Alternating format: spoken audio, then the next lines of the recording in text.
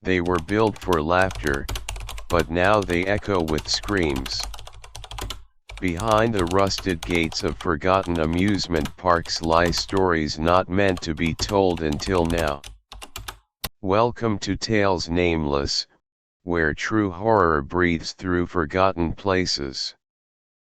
In tonight's podcast episode, we take you on a spine-chilling journey through abandoned amusement parks, places once filled with joy, now crawling with shadows, whispers, and things that should never have been disturbed. These are terrifying encounters at abandoned amusement parks. Turn down the lights. Put on your headphones. Let the screams begin. Story 1, The Ghost on the Swing, Lake Shawnee, West Virginia horror story.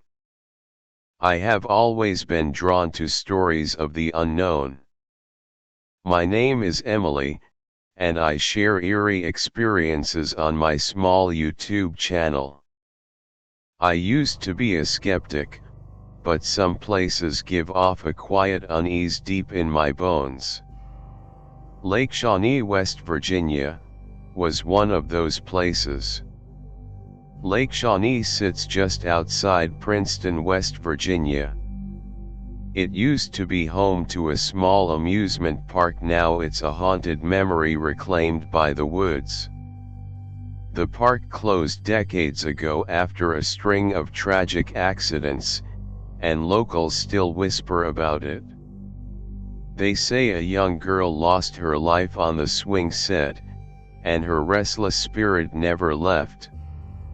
The idea of a ghostly child swinging in the darkness chilled me, but it also piqued my curiosity.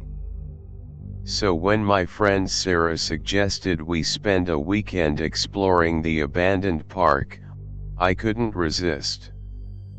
On the day we arrived, the sky was a dull gray and the air carried a damp chill. Trees crowded the narrow entrance road like dark sentinels, their bare branches reaching overhead in tangled shapes. At the end of the road, the old amusement park's entrance arch leaned slightly, rusted letters almost unreadable. As we stepped onto the cracked asphalt, a gentle breeze stirred the silence. Behind us, the woods groaned with it, and I thought I heard the faintest creak, as if a distant swing were moving by itself. Pause, my heart skipped a beat. Sarah, camera rolling in hand, managed a shaky smile.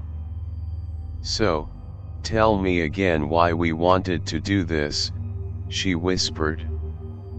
I forced a nervous laugh. You know I love a good ghost story, I said. Even as I spoke, I felt that something about this place was different. We moved slowly through the overgrown paths. The Ferris wheel stood still, its empty gondolas hanging like dull eyes watching us. Rusted tunnels and rides were boarded up and half sunk into the grass.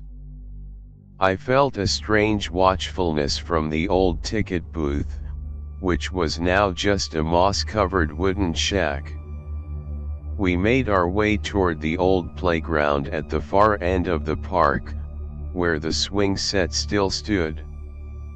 One swing hung askew, the other was empty but not locked, gently swaying back and forth as if someone had just left it.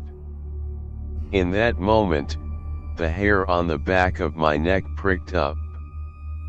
A distant echo of a tiny laugh drifted on the breeze, soft as a sigh in the trees. I froze.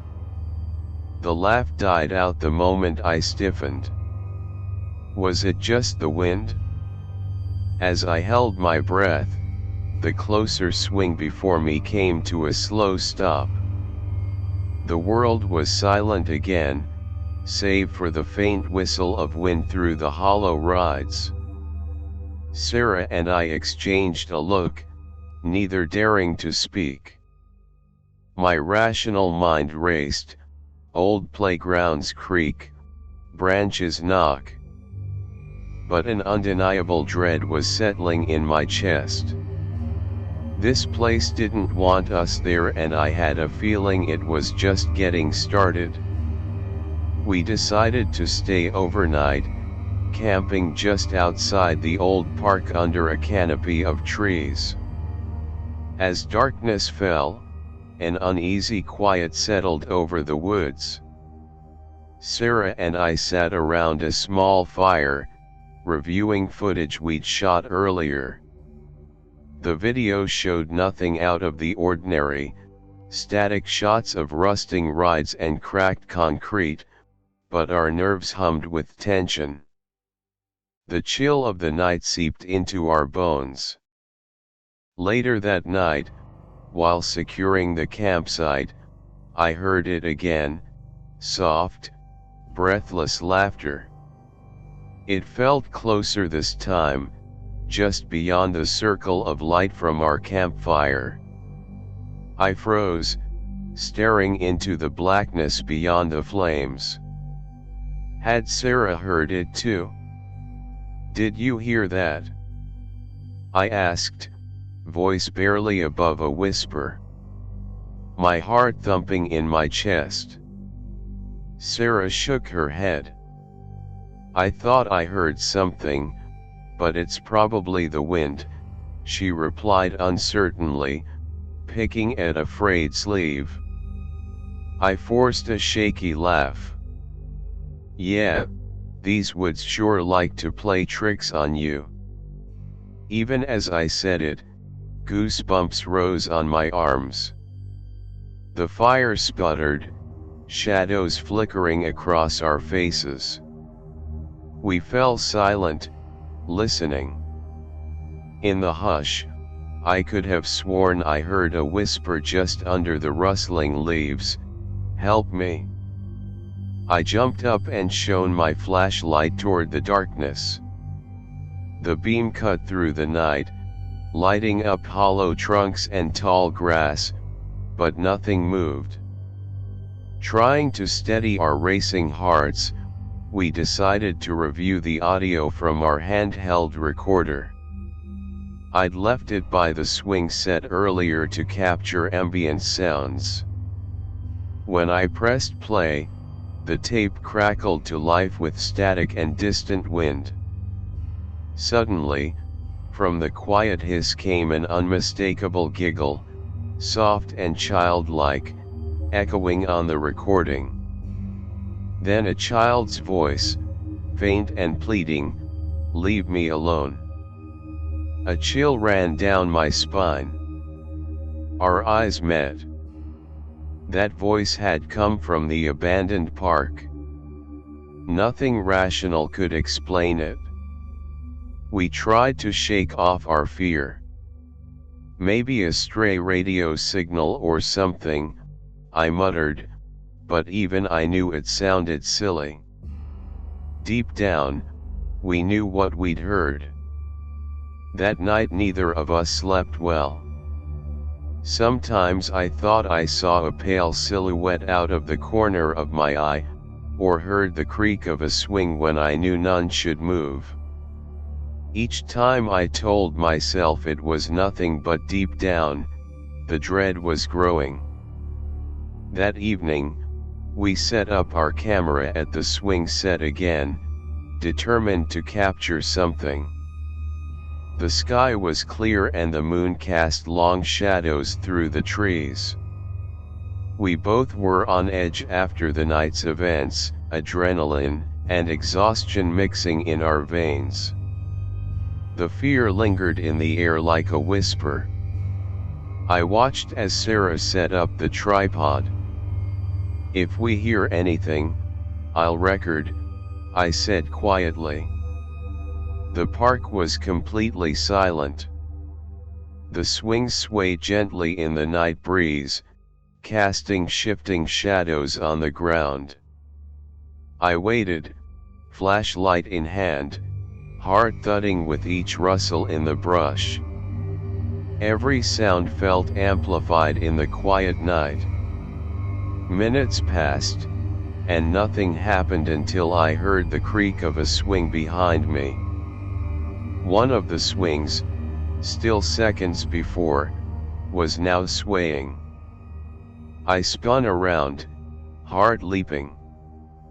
There was no wind, and Sarah was across the park, yet the swing moved as if a child sat on it. "Sarah? Did you do that?" I called, voice trembling. There was no answer. I stepped closer to the swing set, flashlight beam on the empty seat. The air felt icy, as if someone else stood right behind me. Suddenly a gust rattled the trees, and the swing jerked violently. I gasped at the cold spot on my skin and the sound of bare feet dragging across the ground behind me. I whipped my head around. In the beam stood a little girl in a tattered white dress, smeared with dirt and faded by time. Her hair hung around a pale face, and her eyes, completely black, were fixed on me. "Help me," she whispered, her voice soft and distant, like a breeze through leaves. My breath caught. I tried to cry out, but fear choked my voice. The girl tilted her head and took a slow step toward me, a sad curiosity in her expression. Suddenly there was a crash in the woods. Sarah's scream tore through the night. I turned. Sarah was rushing toward us, flashlight bobbing wildly. Tears glistened in her eyes. By the time I looked back, the girl was gone. Only empty swings swayed silently under the moon. My knees buckled. Adrenaline surged as I grabbed Sarah's arm. "Did you see that?" I gasped, voice barely more than a whisper. She nodded, voice shaking. Yeah, I saw." "We have to get out of here," she whispered. Panic took over. We ran without looking back, crashing through underbrush until we burst out of the park's gates. Only then did I stop, gasping for air and drenched in sweat. Behind us, the swing set sat quiet in the darkness. 2 empty swings creaked in the breeze. For a moment, I thought I saw a small figure watching us, but then, carried off by the wind, she was gone. We didn't stop until we were far from the park. I slammed the car door behind me as Sarah and I sat in silence, catching our breath. My hands were still shaking when I started the engine and turned toward home. Then the radio crackled to life on its own.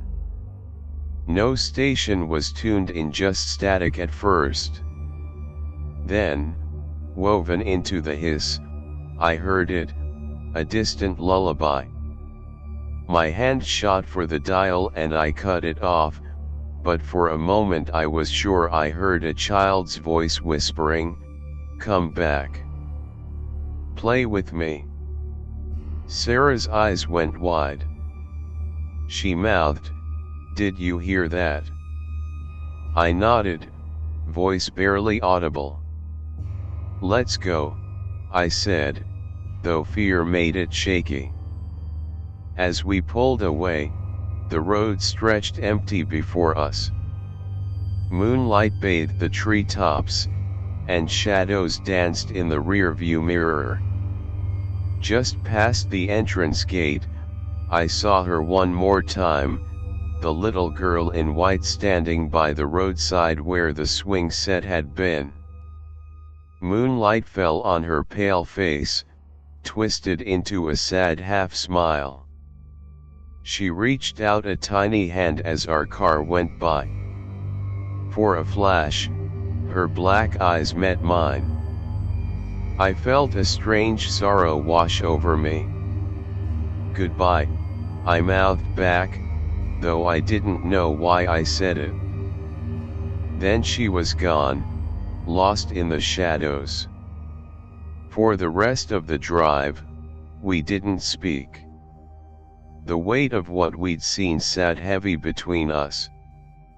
By the time we arrived at our cabin, the adrenaline had faded and exhaustion was setting in. I lay awake staring at the ceiling, the night eerily quiet except for the whisper of wind through the trees. I couldn't shake the image of that sad face. My eyes snapped open, heart pounding. The distant, hollow laughter, the same that had haunted the park, was right outside the cabin now. My skin prickled. The night was unnervingly still, only the wind brushed against the windows, whispering through the trees. I crept out of bed and slid to the window. Moonlight filtered through the curtains, and there, on the ground outside, were tiny footprints leading away. Little footprints like those of a barefoot child. My breath caught and I felt a chill run down my spine. The footprints vanished into the shadows beyond the porch. Had she really come this close? Just then, I heard it, a soft voice, as if right behind me, "Emily." My blood ran cold. I spun around, heart in my throat. But the room was empty, and only silence answered. I didn't sleep again that night. Every creak in the house made my nerves jangle. Morning light did little to ease the dread. Days later, I still sometimes catch the same damp, earthy scent in the air, the smell of wet grass and old leaves.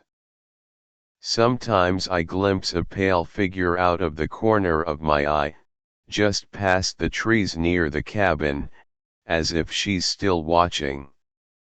Maybe I brought something back with me from Lake Shawnee.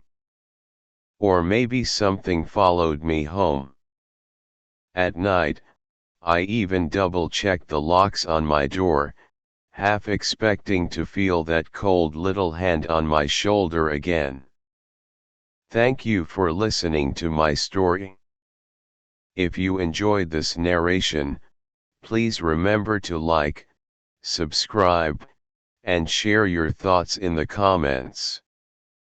Stay safe, and sweet dreams. Story 2, The Haunting of Magic Landing, Death on the Roller Coaster. My name is Carlos, and I used to be a maintenance worker at Magic Landing, a once bustling amusement park just outside the city. In my shifts, I kept the rides running smoothly after hours. Back then, the place was filled with life-cheering children, flashing lights, and music. But after dark, when everyone went home, the park took on a very different personality. Magic Landing isn't open to the public anymore. You might have heard rumors about why. It was 1 year ago that a tragic accident happened on the old wooden roller coaster. Since then, the park has been mostly abandoned except for a skeleton crew. I was part of that crew. Now I spend my nights alone. Every night, I walk those empty pathways, flipping switches, and oiling gears in the silence. Sound of a distant train whistle fades in, the air feels colder when I'm out here. The only company I have is the wind whispering through rusted signs and the old tracks creaking under their own weight. It's peaceful at first, almost comforting. But lately, I've started to sense something else. Something watching me from the shadows of the deserted rides. On nights like these, I often remember the day of the accident, the yellow tape, the flashing emergency lights, and the hush of the crowd as paramedics worked to save a life. They said the ride will reopen after repairs, that the magic of the park will return. But nobody really knows if that will happen. For me, all I know is that something has changed in these dark walkways, and I can feel it crawling under my skin. It started with small things I tried to ignore. One evening, I heard static on my handheld radio. The night guard said he picked it up to just a snippet of a child's laughter before it cut out. My skin prickled, and I glanced at his face. He looked tense, but we shrugged it off as interference. A few nights later, the carousel lights flashed on by themselves, and I saw a shadow move across the midway. No music box melody played, but the old calliope piped a couple of out-of-tune notes. I thought it was a stray animal or shifting wind, but the pattern repeated every time the lights blinked. My stomach knotted tighter. Walking past the roller coaster station one late night, I noticed something strange on the control panel. The monitor that should have been showing an empty car was flickering with static, and at one point, a faint human shape drifted by. I gasped and rubbed my eyes. When I looked back, it was gone. The steel tracks gleamed in the moonlight as if someone were standing there. In the absolute silence of the dark park, it felt like the walls themselves were closing in. There were other signs, too. Footsteps echoed on the metal grating behind me even though I was alone. Sometimes I smelled cotton candy floating on a cold breeze, or saw handprints appear on the glass of the closed ticket booth. On the ride status board, the red run light would flash on and off, even though no operator was near. I tried to tell myself I was imagining things, but Magic Landing was starting to feel alive in ways I couldn't explain. I tried to explain it away, but I was losing sleep over it. Each night, the disturbances grew harder to ignore. I told myself I was just exhausted, but even so I'd pause on the midway after locking up, feeling like eyes were burning into my back. My hands shook as I checked the security monitors again and again, though the cables to the coaster cameras rarely cooperated. Sometimes the screens flickered with static, showing nothing but darkness, and then, in a split second, I'd catch the faint image of a face on the monitor. My heart would skip a beat. Or was it just the storm outside playing tricks on me? Lightning danced across the sky, and for a moment I thought I saw someone standing in the empty car of the coaster. I blinked, but then they disappeared into the shadows of the empty car. One midnight, as the storm blew in harder, I was out by the roller coaster doing a routine rail inspection when I heard my name whispered. Carlos. The voice was softer than a breath and carried on the sudden gust of wind. My flashlight beam cut through the rain. There was no one there. Lightning flashed, illuminating an empty coaster car in the station, swaying gently on its track. I froze in place. The train jolted to life on its own, squealing down the track in a single terrifying lurch before coming to a sudden stop at the end of the hill. My breath caught in my throat. I dared not move. 1 week later, I was finishing up repairs on the roller coaster's control box. The air was heavy with the smell of rain and rust. The park was completely empty, no lights, no breeze, only the distant rumble of thunder. I could feel my heartbeat in my throat as I tightened the last bolt on the panel. That's when I heard it, the unmistakable sound of a roller coaster chain clanking up the lift hill. I froze. Clatter of metal on metal.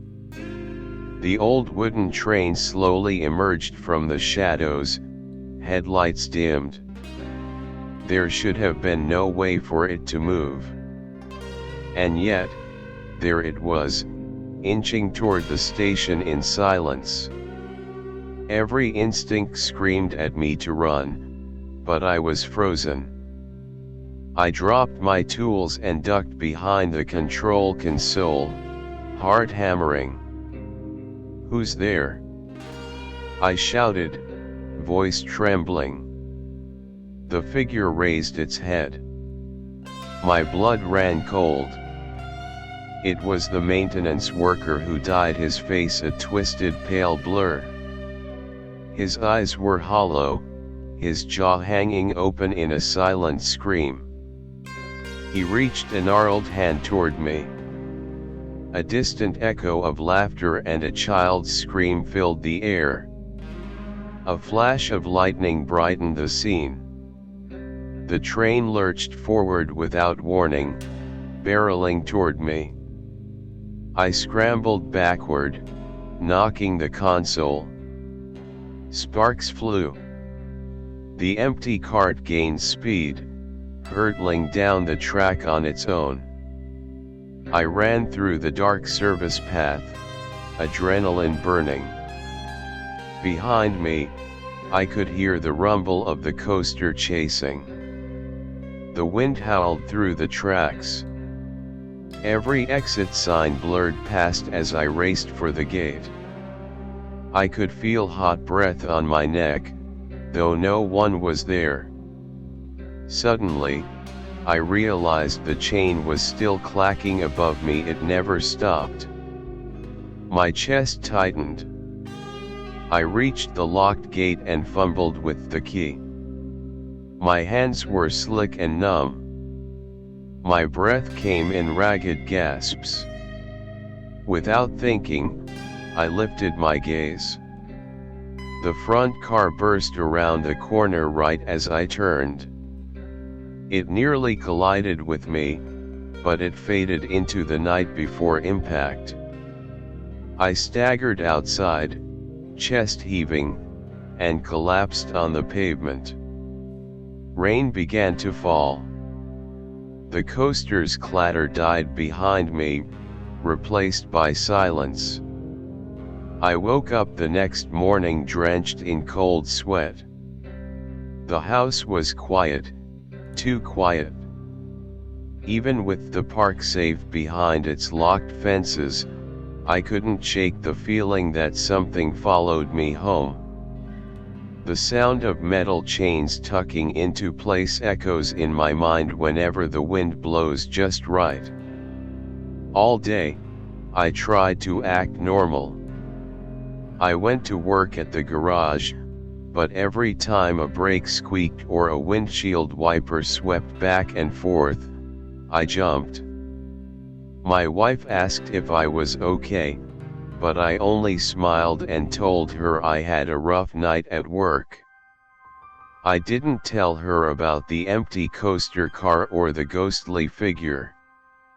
I couldn't explain it, and even if I did, who would believe me? Later that evening, I was pouring myself a drink in the kitchen when I felt a chill behind me.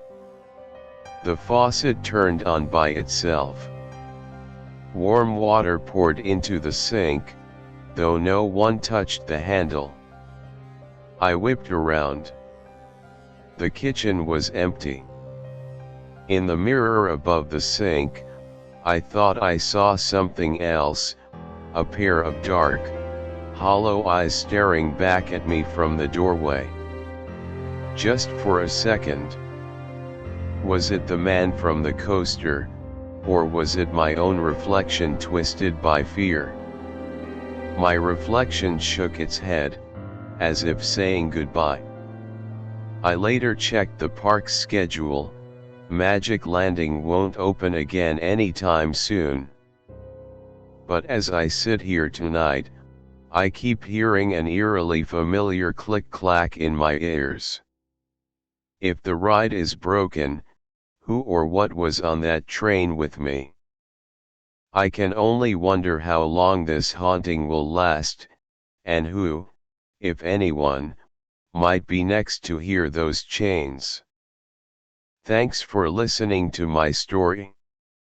If you enjoyed it, please hit the like button, share your thoughts in the comments, and subscribe for more haunted tales. Don't forget to ring the bell so you'll be notified of our next chilling story. Until then, stay safe, and sweet dreams. Story 3, The Curse of the Storm, Six Flags, New Orleans, Louisiana. I approach the park's entrance at dusk, my camera rolling as the first whispers of night settle over Jaslin's rusting bones. A storm-bloated sky hangs overhead, clouds swirling like angry ghosts pinned against the horizon. The roller coaster's frame stands silent and broken, an enormous skeleton of wood and steel frozen in its last scream. My footsteps crunch on debris-littered pavement as I slip through the faded gates, heart pounding with the familiar thrill of dread. Even before I set foot inside, I feel it, the dark call of a forgotten place, tugging at me to explore. The silence is uncanny. All around me, the park is frozen in time, ghostly structures half swallowed by vines and moss. Banners still flap on empty booths, peeling and faded, and broken tiles underfoot echo with each careful step. A dry breeze stirs, overhead the rusted coasters creak softly, straining against gravity. I whisper my intentions to the camera. I'm here to document the truth, to capture whatever remains of life after Katrina. In the distance, among the flickering oil lamps and abandoned roller derby stands, I swear I hear a faint echo of laughter. It disappears as quickly as it came. I force myself to smile and say it was just my imagination, but the knot in my stomach tells another story. The park was ground zero for the storm's wrath. Once this was Jazzland, later Six Flags, now it's a warped monument to disaster. Empty pages of history decay here in silence. I remind myself, I came alone for this, to get the real story. But at this hour, with darkness rolling in and only the shutter of my camera for company, I feel I'm hardly alone. I light a lantern and step deeper into the gloom, each breath tasting of rust and wet earth, ready to answer the call of whatever secrets this place still hides. The old Ferris wheel looms above me, its skeletal form draped in thorny vines that clutch at empty gondolas. In the dim light, each gondola swings gently, as if unseen hands are nudging it on a never-ending rotation. I speak softly into the camera, describing the scene, my voice almost swallowed by the unusual silence around me. Then, like a breath on the back of my neck, a sound breaks the quiet, a single, distant giggle. It's childlike, warm, and unmistakable, drifting to me on the breeze. My pulse leaps in my throat. I snap the camera around, the beam cuts through the air, but there is nothing there. Only the empty Ferris wheel swaying in the wind and the echo of that impossible laughter lingering in my ears. My mind races, desperate for explanations. Had my battery pack sparked? The play of light and shadow must be deceiving me. But then I notice something on the ground, near the Ferris wheel's base, a muddy footprint press. Too small to be mine, and perfectly round like a child's shoe. It wasn't there a moment ago, I'm certain. A chill slithers down my spine. The wind picks up, carrying a whisper through the steel cables, almost like a voice carrying a single word I can't quite make out. I nearly drop the camera when it crackles with static, and for a fraction of a second the outline of a little girl flashes on the screen, standing behind me. When I turn, again, no one.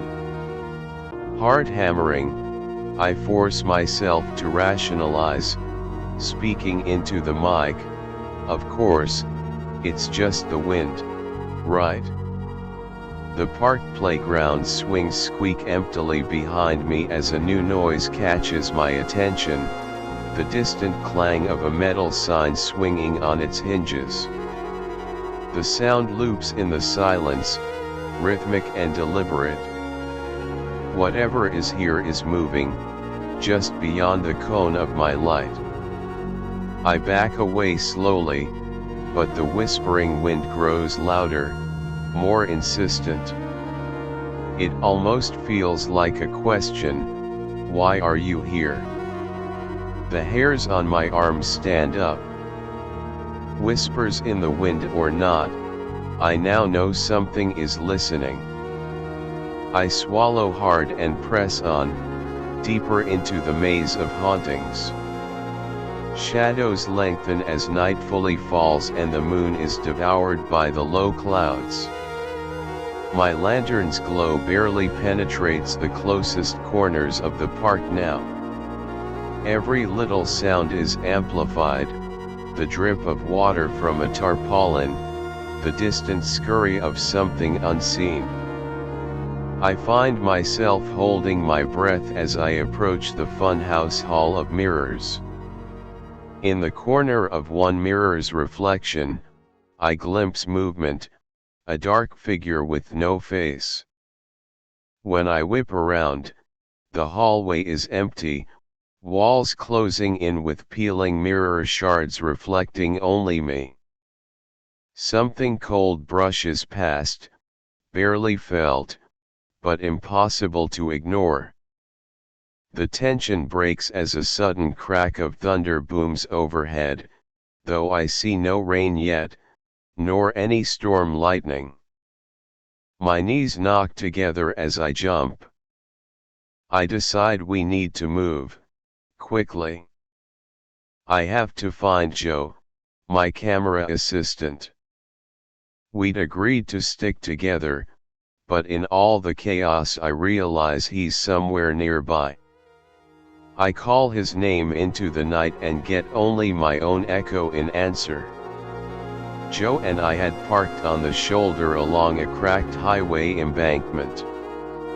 Now, as I circle the perimeter fence, the faint hum of distant traffic accompanies the rusted coaster that towers over the road, the very same one seen in daylight from the highway.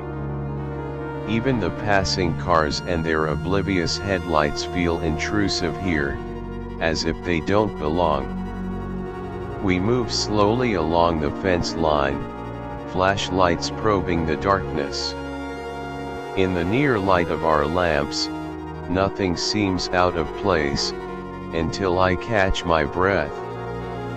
Across the way, a silhouette darts between two decrepit bumper cars, tall and oddly elongated. I swing the beam there, nothing. The world shifts and blurs, as if I'm no longer exactly sure what's real and what my eyes are playing tricks on. My friend Joe whispers, voice trembling, "Did you see that?" I nod even though I didn't see exactly what he saw. The air behind us grows unnaturally still, and a low groan of metal sounds as if the coaster itself is protesting our presence.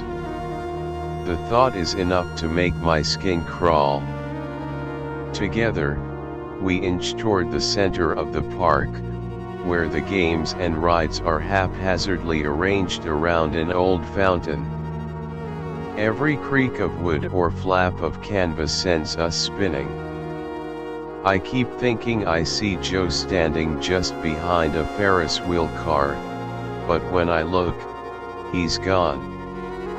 A sudden crash behind me, the camera tripod toppling over, snaps my head around. I shout Joe's name again. Nothing but the ragged sound of my own voice on the wind. I flick the camera to night vision mode, hoping to catch anything. In the green-tinged darkness, shapes dance at the edge of vision, a performer's mannequin, the ragged face of a clown poster, even myself reflected oddly in cracked mirrors. When I focus on the area behind the bumper cars where I saw movement, there it is, footprints in the pale gravel that were not there a second ago. The gravel seems upturned toward a dark tunnel under the roller coaster.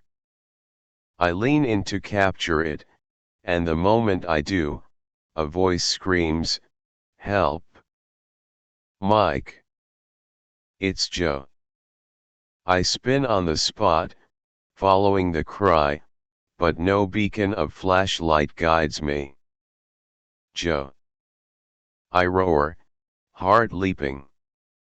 For a tense moment, I see something, or someone, small and hunched, dashing into the darkness of the tunnel, disappearing around its bend.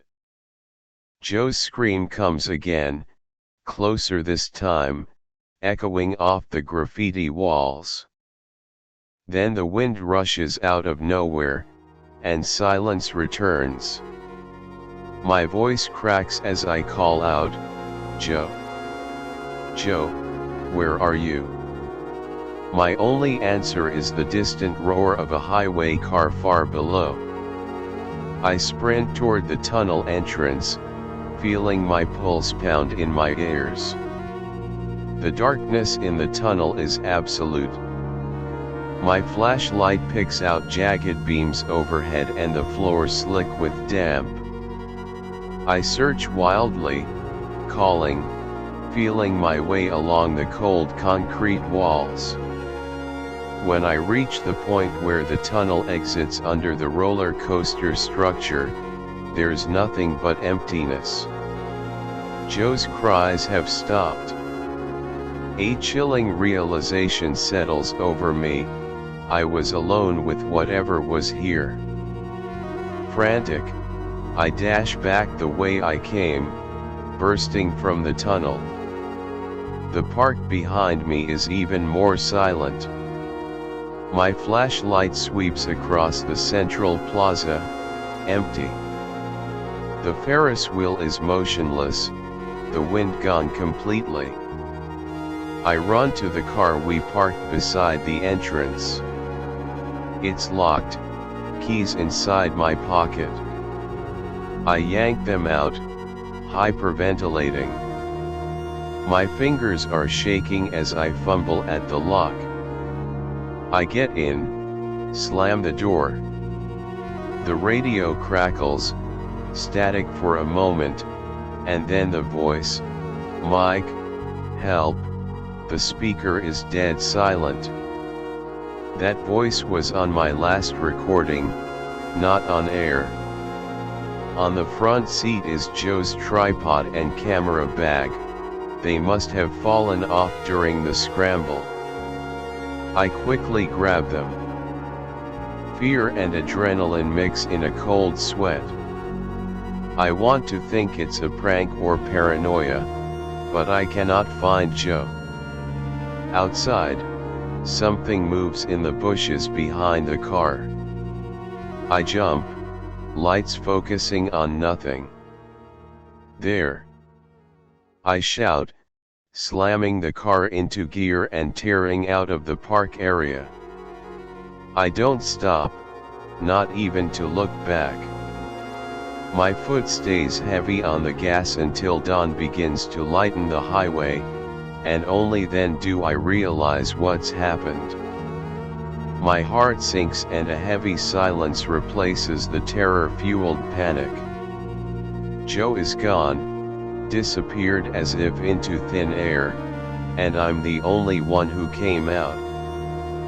The reality grips me. The storm didn't just flood this park, it awakened something here. Something that took him.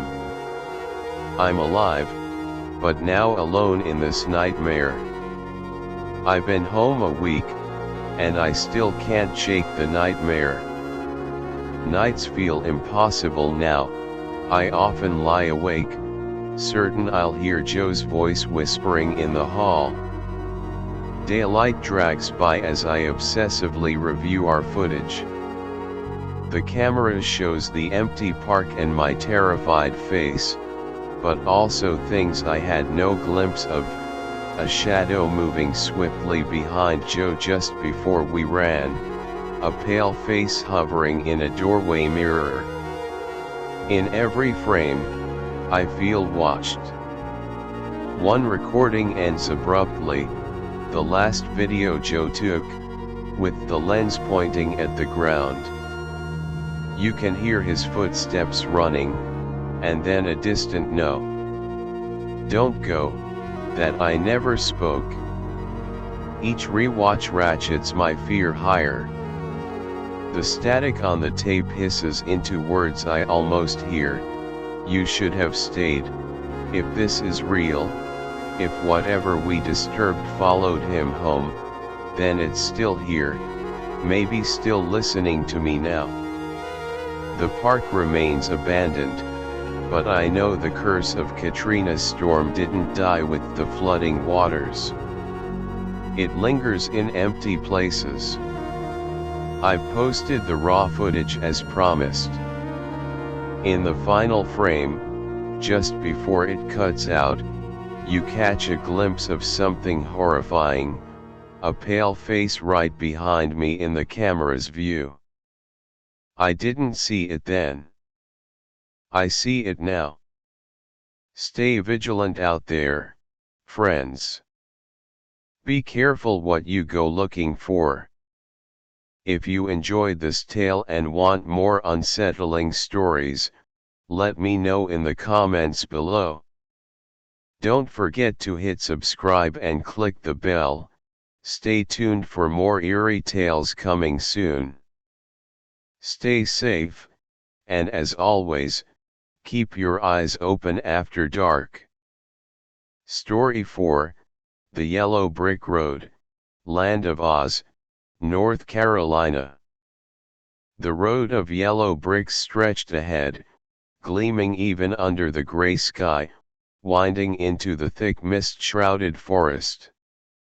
The path looked too pristine for a place supposedly abandoned. Trees arched overhead, their bare branches twisting together like skeletal hands. An eerie quiet had settled over the land of Oz, interrupted only by my own breathing and the crunch of fallen leaves underfoot. The old wooden entrance sign had faded to a dull green but still red Land of Oz. Beyond it, nothing moved except a slow, shuddering fog. I had driven many miles to get here, drawn by rumors of ghostly figures and strange lights in this forgotten theme park.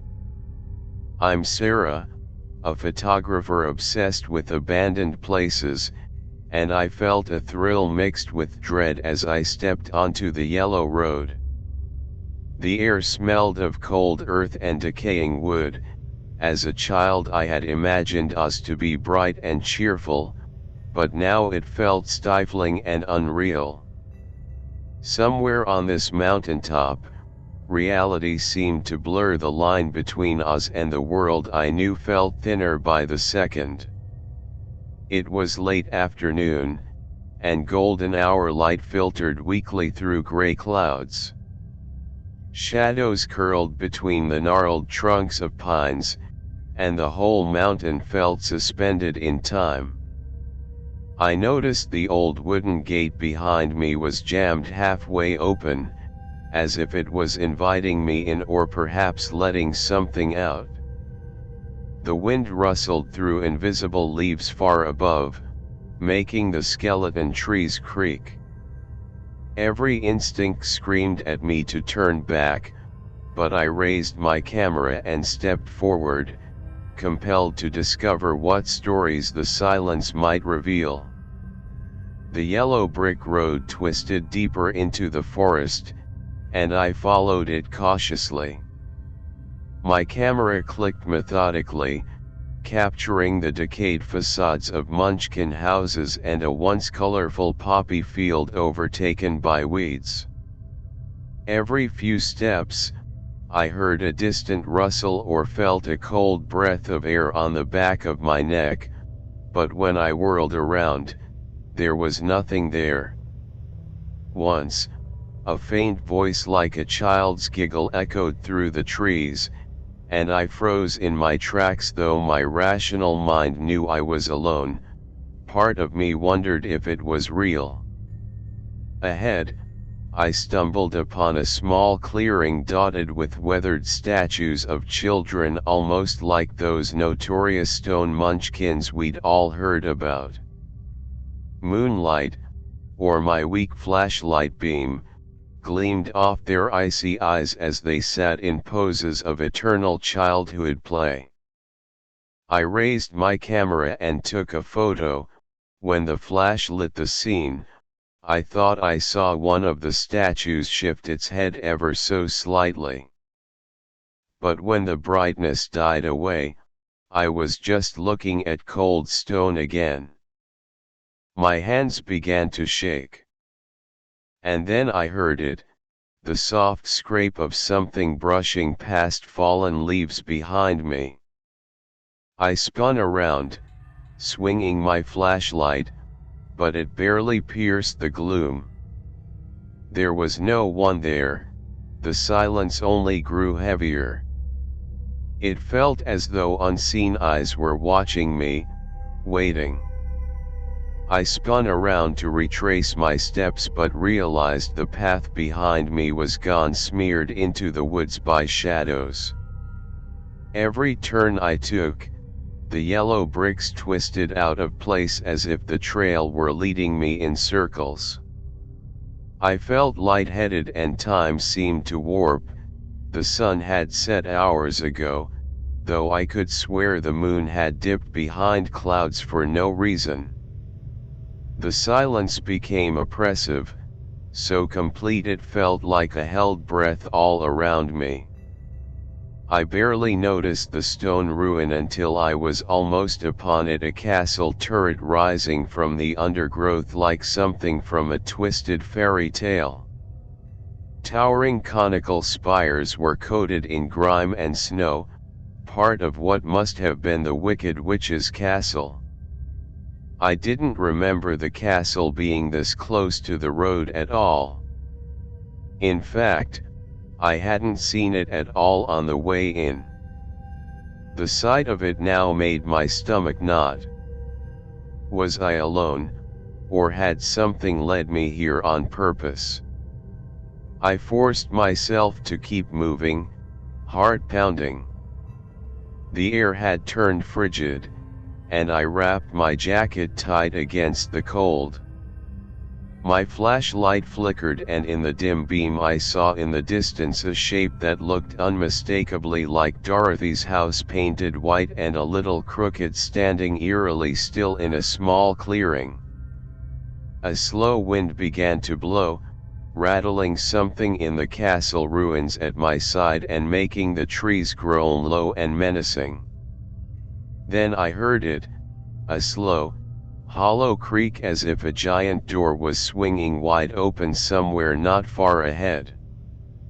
Panic skittered through me. My hands were shaking so hard, I could barely hold the flashlight steady. The idea that this park's dark presence was now fully awakened hit me like ice. Yet even with all this terror, I pressed on, drawn toward the looming outline of that white house. Something about it felt inevitable, as though I was being pulled into the final act of a nightmare. I found myself standing before Dorothy's old farmhouse, pinned by night in a desolate clearing. Patches of snow lay undisturbed on the ground and on the sagging roof. The white paint was chipped and stained, and its windows stared back like dark, empty eye sockets. The door hung slightly open, creaking on its hinges in the cold breeze, as if it were inviting me inside. Against every instinct screaming at me to stay outside in the open, I felt my legs start to move forward. Inside, a bitter cold hit me like a wall. I crossed the threshold and the door slammed shut behind me. Darkness swallowed me except for the weak beam of my flashlight. In the flickering glow I saw children's toys scattered on the dusty floor, as if the house had been abandoned mid-play. Suddenly, an off-key violin began to play somewhere in the room, though no one was holding it. I swung the flashlight wildly. The beam traced faded floral wallpaper and broken picture frames. I lunged for the front door, desperate to escape, but it wouldn't budge. The air in the room felt suffocating. I could hear my own breathing grow loud and uneven. In the old mirror on the far wall I saw the shadow of a little girl moving in the corner of my eye. She was staring at me for a moment, and then vanished before I could look directly at her. As panic reached its peak, the front door suddenly gave way and I was thrown out into the snowy night. I gasped for breath and dared not look back. The house stood silent on its porch as if it had never moved. Someone seemed to watch me from that dark porch with unmoving eyes. I sprinted down the yellow brick road into the darkness, my heart pounding, leaving the frozen house behind. I thought it was over. I had escaped the land of Oz and made it all the way down the mountain alive. That night I lay in bed, listening to the silence, convincing myself I was safe. The yellow brick road and the frozen house were far behind me, or so I believed. The next morning I forced myself to review the photos I'd taken. My hands still trembled as I scrolled through the images, convinced I'd see nothing. But in one shot of the deserted road behind me, a chill crawled across my skin. There, at the edge of the frame, was the figure of a little girl. She had dirty braids and stared directly into the camera with a grin. I had taken that photo alone. There was no one behind me when I clicked, and yet she appeared, faint and smiling from beyond. A scream caught in my throat. My apartment was quiet except for the hum of the refrigerator. I felt suddenly that I wasn't alone, like a breath on the back of my neck that wasn't mine. Heart pounding, I checked all the locks again. Something, I knew, had followed me out of the darkness of that night. If you enjoyed this chilling story, please leave a comment below and don't forget to subscribe and hit the notification bell for more unsettling tales. Stay safe, because out here in the dark, some doors never stay closed. Story 5, The Screaming Tunnel Beneath Ravenfair. If you ever hear a child screaming from inside an abandoned tunnel, don't go in. I did. And I swear to you something followed me home. My name's Jordan, and I swear I'm not the kind of person who scares easily. I grew up in Philadelphia, spent years exploring creepy places with my friends, abandoned houses, old hospitals, even a haunted prison tour once. But nothing ever truly got to me, until last summer. I was in Virginia visiting my cousin Mason. He told me about a place about 40 minutes outside Richmond, Ravenfair Amusement Park, abandoned since the 80s. Locals said it closed after some mechanical accident on the Ferris wheel killed 2 kids. Others whispered that it had nothing to do with machinery, and everything to do with something older buried beneath it. Naturally, we had to check it out. The park was fenced off with rusted metal, but someone had clearly cut a hole through the back. We went in around dusk, carrying flashlights, a cheap camcorder, and that arrogant sense of invincibility you only have when you're young and stupid. The place was a ghost of itself. Rides collapsed into weeds, broken clown faces faded from years of sun. The bumper car arena was full of silence. But what really caught our eye was the tunnel, a low concrete structure near the old funhouse ride.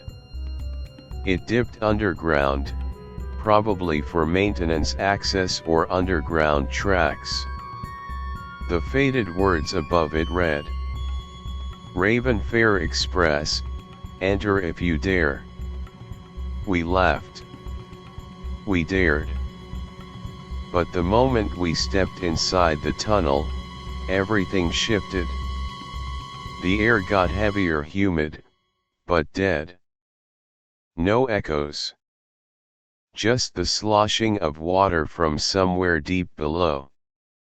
Mason went first, his flashlight flickering every few steps. My camcorder immediately started glitching lines across the screen, even though the battery was full. That's when we heard it. A scream. Distant at first. Like a child wailing far down the tunnel. We froze. "Did you hear that?" I whispered. "Probably an animal," Mason said. But his voice wasn't confident anymore. Then we heard footsteps. Bare feet. Slapping wet against concrete. They were coming toward us. I raised my light. Nothing. But the sound kept getting closer, then stopped. Silence. Then, something cold brushed against my arm. It wasn't air. It felt like fingers. I flinched back and pointed my light. No one there. But Mason's expression changed. "You saw that, right?" he said, voice trembling. "You saw that girl?" What girl? She was standing right behind you. I turned slowly. At the far end of the tunnel, a small shape was forming in the shadows. A child. She was facing the wall, motionless. Wet hair stuck to her face. Her clothes looked old, shredded. Her arms hung limp by her sides, until she snapped her head around to look at us unnaturally fast. Her eyes were completely white. We ran. We didn't speak, didn't look back. Just ran full speed through the tunnel, retracing our steps. The screams started again, louder this time, echoing around us not from behind, but from ahead. It was like the tunnel was alive, warping, stretching. No matter how far we ran, the exit never got closer. Mason suddenly tripped. I turned back and saw her. The girl was crawling on the tunnel ceiling. Her limbs were twisted, cracking as she moved. Mouth wide open, screaming, but no sound came out. Just silence, vibrating in my skull like a pressure wave. I grabbed Mason, pulled him to his feet, and we bolted out the side door of the tunnel, some emergency hatch half covered in vines. We didn't stop until we were back at the car, gasping for breath. We never spoke about it again. The footage on my camcorder? Blank. Hours of static. But sometimes, especially around 3 a.m., I hear it. That scream. Not from a nightmare. I'll be wide awake, lights on, TV off, and I'll hear it coming from the hallway. Slapping feet. A child's cry. Then silence. A few weeks ago, Mason called me, voice shaking. He'd been cleaning out his attic and found a photo stuffed in an old box. A black and white picture of Ravenfair's opening day in 1952. There was a girl in the foreground, dark hair, torn dress, barefoot. She was staring straight into the camera. Eyes completely white. Have you ever explored an abandoned place and felt like something followed you home? Let me know in the comments. And if this story gave you chills, don't forget to like the video, subscribe to Tales Nameless, and hit the bell for more real horror stories every night. Sleep tight, if you can. Tonight, we wandered through the crumbling gates of forgotten fun. We brought you 5 chilling encounters, each one drawn from a different soul, a different scream, a different shadow lurking beneath rusted rides and broken laughter. From twisted tunnels to haunted carousels, these were the terrifying echoes of abandoned amusement parks and the people who should never have entered them. If these stories chilled your spine, don't leave without one small click. Subscribe to Tales Nameless, so that every night, we can bring the darkness back to life. Sleep well if you can. Ferris wheel candle.